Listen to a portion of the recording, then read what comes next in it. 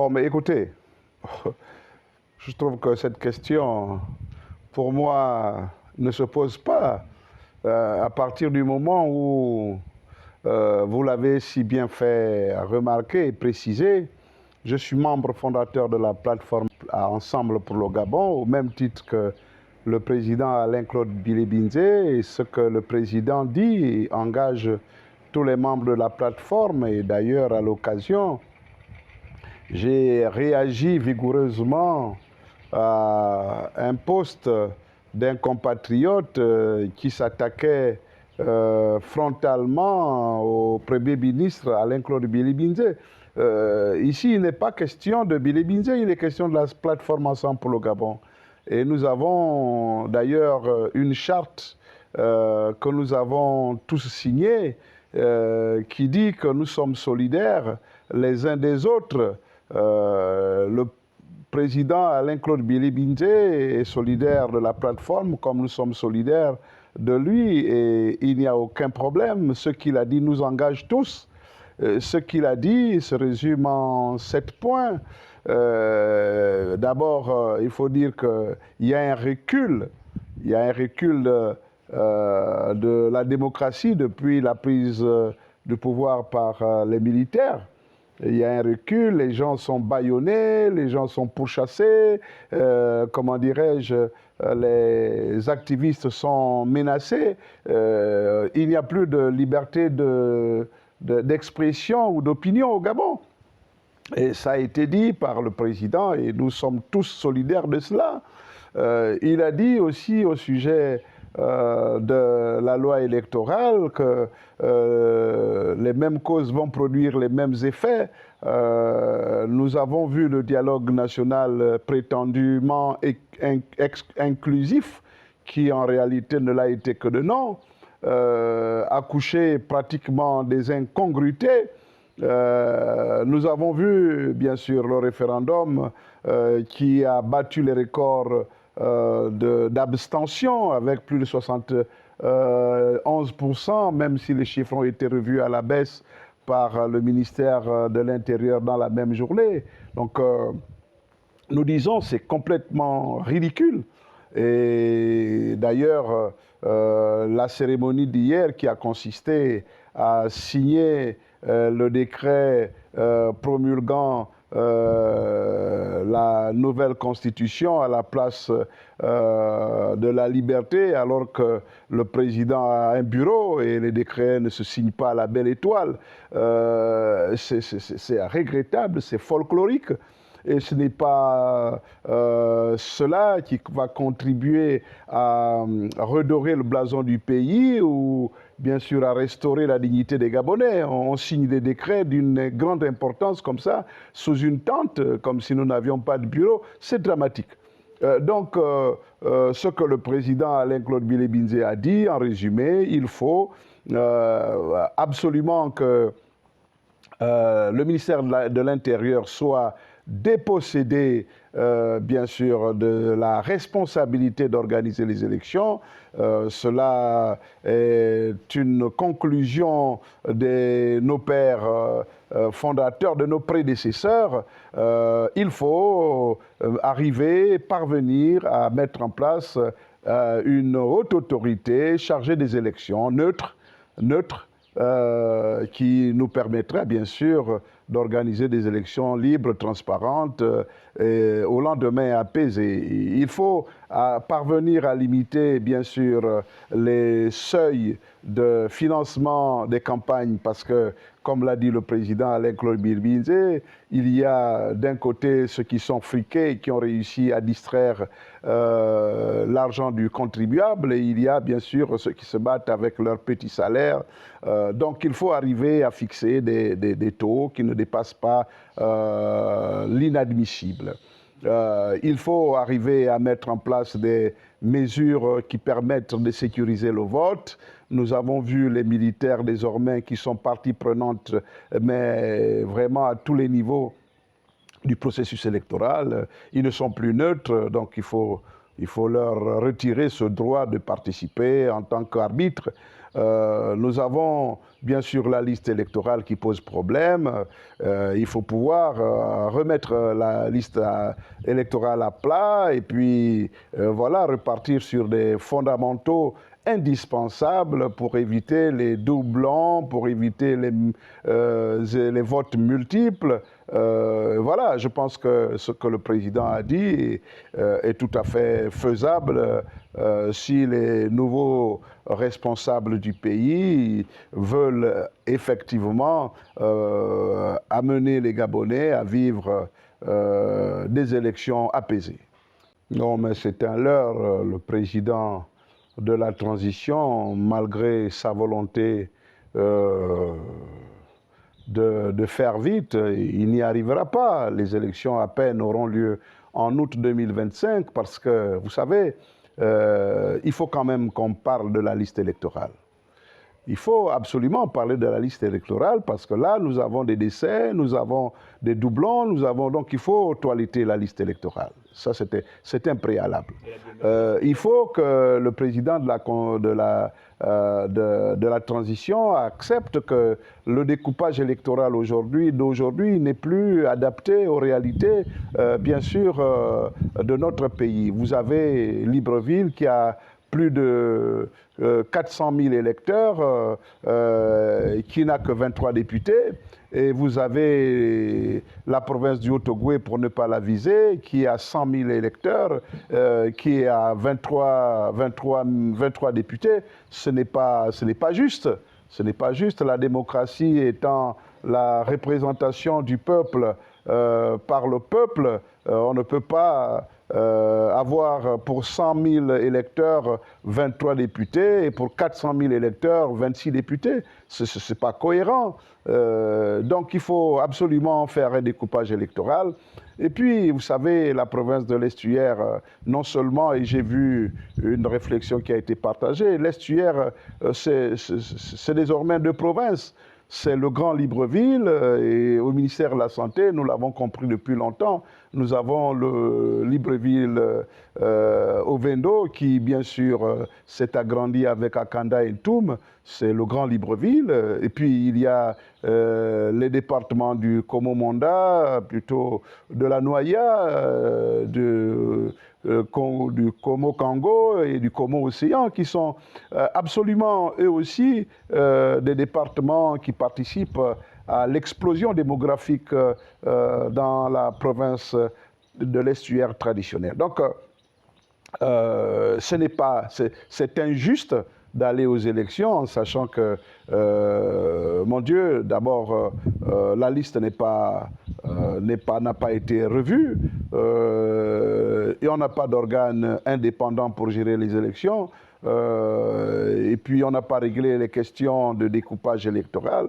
C'est mettre la charrue avant les bœufs, mais nous savons ce que le président de la transition envisage de faire. C'est passer par la force, comme c'est un militaire, il est habitué à la force, de passer par la force pour s'installer durablement au pouvoir.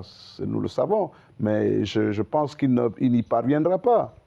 Ben, le président de la plateforme Ensemble pour le Gabon a dit exactement l'idée de la plateforme. Je suis membre de la plateforme, j'adhère complètement aux propos du président Alain-Claude Bilibinze, sans retrancher le moindre tiret. C'est ce qu'il a dit. Et vous vous adressez à un médecin, vous ne pouvez pas raser les têtes de plusieurs compatriotes avec une seule lame de gilette. Vous exposez ces gens-là à des infections aussi dramatiques que le sida, il faut le dire, franchement. Je pense que le président de la transition n'est pas fier de lui et il n'est pas fier de ses militaires. C'est pour ça qu'il ne faut pas laisser le pouvoir aux militaires. Parce que si déjà pendant la transition, ils se comportent comme ça, qu'est-ce qu'ils seront après la transition? Il ne faut pas laisser le pouvoir aux militaires. Ce n'est même pas fait contre le président de la transition, c'est fait pour la sécurité du pays, c'est fait pour la stabilité du pays, c'est fait pour l'harmonie entre les peuples. On ne peut pas, vous savez, chacun de nous a été victime. Ces militaires, je ne sais pas d'où sortent-ils, mais ils sont d'une arrogance, d'un zèle inimaginable. En tout cas, je suis complètement en phase avec le président de la plateforme Ensemble pour le Gabon, le président Alain-Claude Billy-Binzé, lorsqu'il dénonce ces pratiques d'une autre époque et lorsqu'il souhaite et exige, c'est nous qui souhaitons et nous exigeons que les militaires se ressaisissent et qu'ils ne soient là que pour faire ce qu'ils se sont promis de faire, c'est-à-dire restaurer la dignité des Gabonais, ce n'est pas ça, c'est-à-dire restaurer les institutions. On ne voit pas, il y a au contraire là vraiment des institutions qui préparent une monarchisation du pouvoir. Et puis, c'est remettre le pouvoir aux civils, on ne voit pas, parce que là, il est en train de se préparer, bien sûr, pour être candidat, et puis noyauter tout le monde, corrompre tout le monde, comme ça a été fait pendant le référendum. Nous avons des chiffres. À Mimongo, par exemple, il y a eu un taux d'abstention qui dépasse les 80%, mais on a bourré les urnes, on a payer les électeurs, on a falsifié bien sûr les procès-verbaux. Donc je parle de Mimongo où j'ai déployé des observateurs au moins dans le premier siège sur les 10 bureaux de vote. C'est un scandale, et voilà. Bon, écoutez, ma démission, j'ai dit suffisamment sur ma lettre, même si certains de mes amis m'ont suggéré de ne pas tirer à boulet rouge sur nos amis. Mais je n'ai tiré à boulet rouge sur personne. J'ai dit simplement que je partais de là avec un cœur meurtri. Vous ne pouvez pas vous battre pour un idéal et puis vous retrouver avec des gens en face de vous qui sont complètement obnubilés par le pouvoir personnel. J'ai dit au secrétaire général du Parti démocratique gabonais qu'elle est illégale, qu'elle a été placée de manière absolument farfelue par des extraterrestres. J'ai dit qu'elle n'avait pas à soutenir, du moins le bureau actuel n'avait pas à soutenir les gens qui les ont chassés du pouvoir. J'ai dit qu'elle ne devait pas soutenir une constitution qui divisait les Gabonais. J'ai dit que le bureau en place aujourd'hui est incapable de réfléchir sur les raisons profondes des démissions en cascade parce que ce bureau manque de courage et de sincérité. Je l'ai dit sur la lettre dans la lettre que j'ai postée hier, un peu pour répondre à la signature d'un décret qui justement disait aux Gabonais, écoutez, nous vous avons dit, nous faisons ce que nous voulons et vous devez vous asseoir dessus, vous devez faire ce que nous demandons de faire. Oui, le président a fait ce qu'il a voulu faire et il nous a imposé une constitution qui divise, que nous allons combattre, en tout cas que nous allons combattre avec la dernière énergie. C'est tout. Donc voilà, j'ai démissionné. C'est dommage.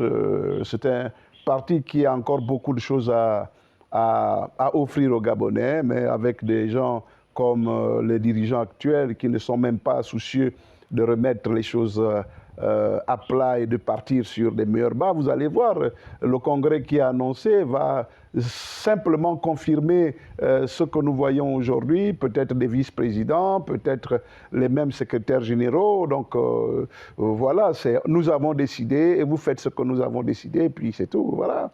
C'est inadmissible dans un État de droit démocratique. Bon, il faut dire très franchement, j'ai la culture des partis.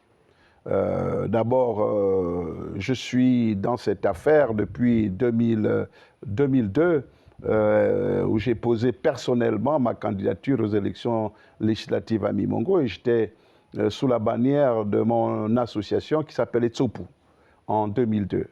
Et donc, nous avons eu en 2006 une invitation du président Omar Bongo Ondimba à intégrer, bien sûr, les rangs du Parti démocratique gabonais et donc de dissoudre en quelque sorte notre mouvement, qui était un mouvement, bien sûr, départemental, mais qui avait beaucoup d'ambition. Et nous avons rejoint donc le Parti démocratique gabonais en laissant tranquille de côté notre association, entièrement le Parti démocratique gabonais. Et puis, bon, nous sommes restés et on nous a... le président Chambrier, à l'époque, avait souhaité que je devienne membre du bureau politique, ce qui n'a pas été possible. Bon, écoutez, j'ai accepté de m'aligner. On m'a dit d'ailleurs la semaine dernière que je n'ai même pas pu être membre du Conseil national, mais ce n'est pas grave. En 2016, j'ai voulu... En 2009, j'étais candidat à la candidature aux élections présidentielles pour le compte du Parti démocratique gabonais. Quelques mois après le décès du président fondateur de notre parti, nous avons eu droit à des élections, à des primaires. Bon, ce n'était pas vraiment des primaires, c'était une sorte j'allais dire, de questionnement, d'oral. Bon, on m'a fait comprendre qu'il y avait déjà un candidat et que c'était Ali Bongo Ondimba. Bon, je me suis aligné. J'ai fait la campagne du président Ali Bongo Ondimba. Voilà, et en 2016, j'ai pensé qu'il était bon de le soutenir. Le parti étant très fragile, n'ayant pas suffisamment de coudées franches, j'ai mis en place le mouvement Le Citoyen.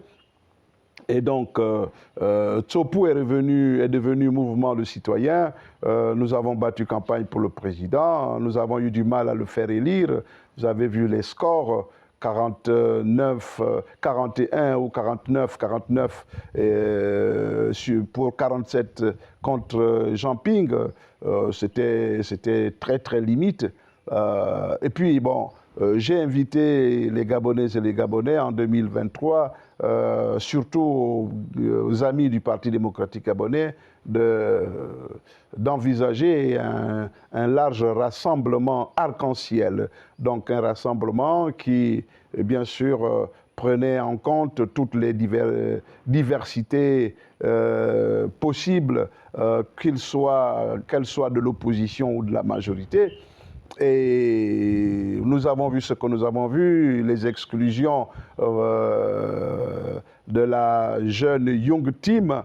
Nous avons assisté donc à un parti très fragilisé, malgré les absorptions, les fusions-absorptions, malgré les appels au large rassemblement arc-en-ciel. Le président a été lamentablement battu par monsieur le professeur Ondosa, même si par la suite il a été proclamé par un CGE tout aussi farfelu. Bon, les militaires ont profité de ce prétexte pour nous imposer ce qu'ils n'ont même pas pu conduire, c'est-à-dire l'état d'exception. Voilà, donc je suis le président du large rassemblement arc-en-ciel, membre de la plateforme Ensemble pour le Gabon. Et donc, vous ne serez pas surpris, bien sûr, dans le cadre de notre progression à fédérer un maximum de compatriotes pour notre vision. Nous sommes déjà d'ailleurs en train de réfléchir avec le président Alain-Claude Bilibinze sur ce qu'il faut mettre en place comme réflexe pour peser sur l'opinion nationale. Nous avons une élection présidentielle qui pointe à l'horizon. Il faut pouvoir effectivement être aux côtés des Gabonaises et des Gabonais pour faire entendre un autre son de cloche que celui qui semble se profiler et qui pourrait être un son de cloche fondé sur la dictature, sur la torture, sur l'exclusion, voilà. Donc, c'est pas exclu, je suis libre Je ne pouvais pas penser à un parti à l'époque où j'étais militant du Parti démocratique gabonais. Je suis désormais président de Large Rassemblement Arc-en-Ciel. Je suis membre de la plateforme Ensemble pour le Gabon. Je chemine avec aujourd'hui d'autres compatriotes de bon niveau et de bonne moralité. Et nous allons voir ce que ça va donner d'ici, bien sûr, le mois d'août, puisque normalement, c'est en août qu'on procédera aux élections. Mais même si, bien sûr, la plateforme Ensemble pour le Gabon propose plutôt que nous commencions par les élections locales, législatives, pour permettre bien sûr au président d'être élu avec un peu plus de souplesse, dans un minimum de pacificité, au lieu de nous retrouver dans la deuxième mi-temps du référendum, parce que l'élection présidentielle va être la deuxième mi-temps de l'élection référendaire. Nous n'allons pas accepter ce qui s'est passé, le bourrage des urnes, l'organisation des élections par le président, le ministère de l'Intérieur, bien sûr des sommes astronomiques qui vont être disponibilisées pour aller corrompre les populations, les militaires en tenue qui vont impressionner, intimider les électeurs. Nous n'allons pas accepter cela et nous pensons, nous espérons que le président de la transition, le général Brice Clotaire Oligui Nguema, saura garder raison garder pour faire en sorte que notre pays, bien sûr, ne soit pas encore une fois pointé du doigt par l'opinion internationale. Vous avez suivi le rapport de l'ONU sur le référendum. C'est un rapport calamiteux qui n'honore personne. Le mot de fin, d'abord, c'est vous dire merci. Vous savez, depuis la publication de ma lettre aux militants du Parti démocratique gabonais et aux compatriotes, donc de ma décision de partir avec un cœur pincé du beau Parti démocratique gabonais, le parti fondé par le président Omar Bongo Ondimba, qui pour moi reste une figure emblématique de notre pays. Oui, je suis parti du Parti démocratique gabonais. Je pense que j'ai encore des raisons de croire que ma contribution à la construction de notre pays en tant que partenaire de la plateforme Ensemble pour le Gabon sera appréciée et appréciable. Et moi, je vous dis merci d'être venu me rendre visite chez moi. Encore une fois, c'est chez vous et vous pouvez venir quand vous voulez. Nous devons travailler permanemment pour faire en sorte que la voix d'Ensemble pour le Gabon soit mieux audible, écoutée, entendue. Surtout que les Gabonaises et les Gabonais ne se focalisent pas sur la personnalité d'Alain-Claude Bilibinzé. Ce n'est pas Alain-Claude Bilibinzé qui est le problème. C'est Ensemble pour le Gabon qui est un problème. Nous avons décidé ensemble, avec bien sûr le président Alain-Claude Bilibinzé, de défendre la République. Nous avons décidé avec le président Alain-Claude Bilibinzé de veiller à ce que les acquis démocratiques soient préservés. Nous avons décidé ensemble avec le président Alain-Claude Bilibinzé que, bien sûr, la transition, cette belle transition, n'échoue pas, qu'elle permette au Gabon, bien sûr, de réparer les plaies, qu'elle permette au Gabon de se lancer vers une vision prospère. J'avais écrit au président de la transition, le général Brice Clotaire Oligui Nguema, pour lui dire que son slogan n'est pas approprié. c'est enfin notre essor vers la félicité. Ce n'est pas ce qu'on voit, raser les têtes des Gabonais, faire en sorte que les Gabonais fuient leur pays. J'ai vu notre frère Opianga barbu, je ne sais pas dans quel... vous savez, j'ai pas dormi ce jour-là. Parce que ce n'est pas le procès d'Opianga qu'il faut faire, c'est le procès de la gouvernance du président Brice Clotaire Oligui Nguema. Je crois qu'il ne faut pas aujourd'hui profiter des quelques incompréhensions pour régler les comptes à ses amis d'hier. Ils ont fait le coup d'État ensemble finalement et ils doivent se supporter jusqu'après la transition. Et moi, je connais pas, je suis pas le parent d'Opianga, je ne connais pas Opianga, mais je m'opposerai absolument à ce qu'un autre Gabonais, ou même ceux qui ont mis le Gabon dans cette situation, cette coupe réglée, soit traitée autrement qu'en respectant leurs droits. Donc, moi, M. Opianga ou un autre, je vois les gens rigoler sur Opianga. Moi, j'ai pas, chacun de nous a une histoire. Et l'histoire de M. Opianga ne m'intéresse pas. C'est l'histoire de l'état de droit, l'histoire des droits des citoyens. C'est ça qui m'intéresse. Parce que ce qui arrive à Opianga aujourd'hui peut m'arriver demain. Vous savez, lorsque vous avez une histoire qui remonte à 30 ans et qu'on vous la remette qu'on vous la réchauffe, écoutez, question des mœurs, je ne juge pas M. Opianga sur les questions de mœurs. Je ne juge pas M. Opianga sur les questions de mœurs. Je ne juge pas M. Opianga sur le rôle qu'il a joué dans les diverses situations traversées par notre pays. Je ne le juge pas. Je vois M. Opianga, j'allais dire, poursuivi de manière, entre guillemets, poursuivi, je ne dirais pas de manière injuste, mais quand même de manière musclée. On a vu la garde présidentielle, la garde républicaine aller défoncer chez lui. Je pense que ce n'est pas digne d'un état de droit. Et je pense qu'il faut appeler, avec force et détermination, le président Brice Clotaire Oligui Nguema pour dire que ce n'est pas le bon chemin.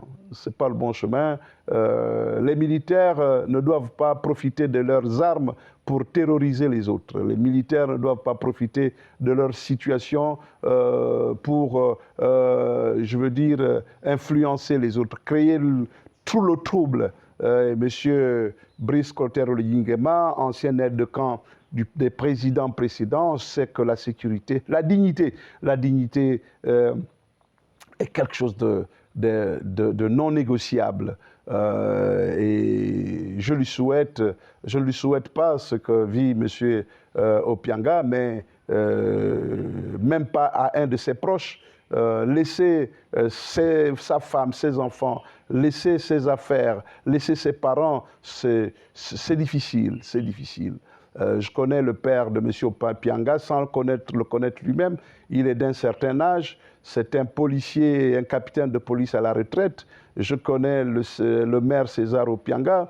Je connais le colonel, le grand frère de César Opianga, qui est mon collègue, qui est médecin militaire, qui est cardiologue. Je pense qu'ils vivent ça très mal.